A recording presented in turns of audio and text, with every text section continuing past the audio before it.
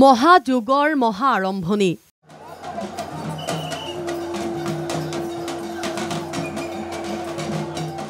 শংখ ঘণ্টা ধ্বনিত উল্লাসিত নীলাচল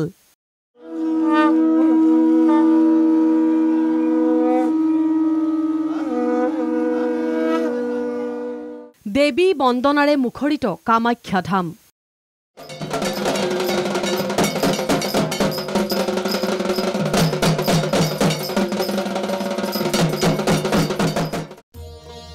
বন্ধ হল কামাখ্যা ধামৰ মূল দুৱাৰ নিৰ্ধাৰিত সময়ৰ লগে লগে শক্তিপীঠ কামাখ্যাৰ দুৱাৰ বন্ধ কৰিলে মন্দিৰ কৰ্তৃপক্ষই এই প্ৰতিবেদনত আমি দেখুৱাম অন্য এক কামাখ্যা বাবা ব্ৰহ্মপুত্ৰৰ সুশোভিত শোভাই আবেষ্টিত কৰা এয়া কলিয়াবৰৰ কামাখ্যা ধাম অসমৰ দ্বিতীয়খন শক্তিপীঠ হিচাপে বিবেচিত শ্ৰী শ্ৰী কামাখ্যা দেৱালয় প্ৰবাদ অনুসৰি অষ্টম শতিকাতে শালবংশৰ ৰজা বনমাল দেৱে স্থাপন কৰিছিল কামাখ্যা মন্দিৰ এতিয়াৰ কামাখ্যা পাহাৰ তাহানিৰ কামকুট প্ৰাকৃতিক কাৰণত ধ্বংস হৈছিল এই মন্দিৰ ভাগ 1745 খ্ৰীষ্টাব্দত আহোম ৰজা প্ৰমত্ত সিংহই পুনৰ নিৰ্মাণ কৰিছিল মন্দিৰ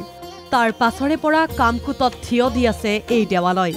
অম্বুবাচী উপলক্ষে নীলাচল উখল মাখল হৈ থকাৰ সমান্তৰালকৈ এই কামাখ্যা পাহাৰ পিছে নিজম পৰি আছে পৰম্পৰা অনুসৰি ইয়াতো পালিত হৈছে অম্বুবাচী পুৱা প্ৰবৃত্তিৰ লগে লগে বন্ধ কৰা হল মূল দুৱাৰ ইয়াত নাই দেশী বিদেশী সাধু সন্ন্যাসীৰ ভিৰ নাই ভক্তৰ লানি নিচিগা শাৰী সম্পূৰ্ণ এক আধ্যাত্মিক আৰু কোলাহলবিহীন পৰিৱেশত মা কামাখ্যাৰ চলিছে আৰাধনা বিশ্বধাৰী মহামায়ে কামেশ্বৰী নমস্তুতে অব্যক্ত বিগ্ৰহে শান্তে সংশ্ৰুতে কামৰূপিণী কালগম্যে পৰে শান্তে কামেশ্বৰী নমস্তুতে মন্দিৰৰ দায়িত্বত থকা পূজাৰীয়ে বৰ্ণনা কৰিলে মন্দিৰৰ তাৎপৰ্য অম্বুবাচীৰ কাৰণ এই মন্দিৰ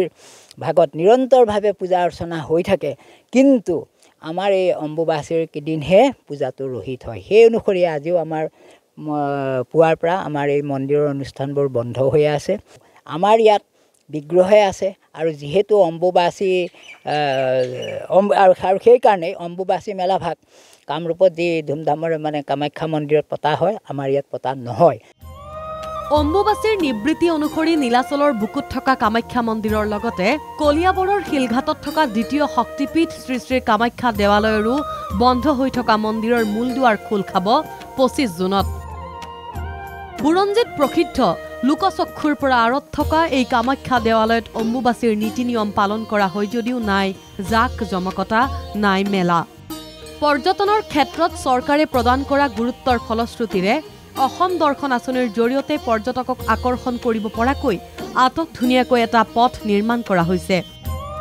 ব্ৰহ্মপুত্ৰৰ পাৰৰ এই নান্দনিক পৰিৱেশত থকা শ্ৰী শ্ৰী কামাখ্যা দেৱালয়ৰ প্ৰচাৰ প্ৰসাৰে কলিয়াবৰৰ পৰ্যটন ক্ষেত্ৰৰো কৰিব পাৰে শ্ৰীবৃদ্ধি লাভান্বিত হ'ব পাৰে ৰাজ্য চৰকাৰ অদূৰ ভৱিষ্যতে কলিয়াবৰৰ কামাখ্যা পাহাৰৰ পৰা পংকজ শইকীয়াৰ প্ৰতিবেদন NKTV+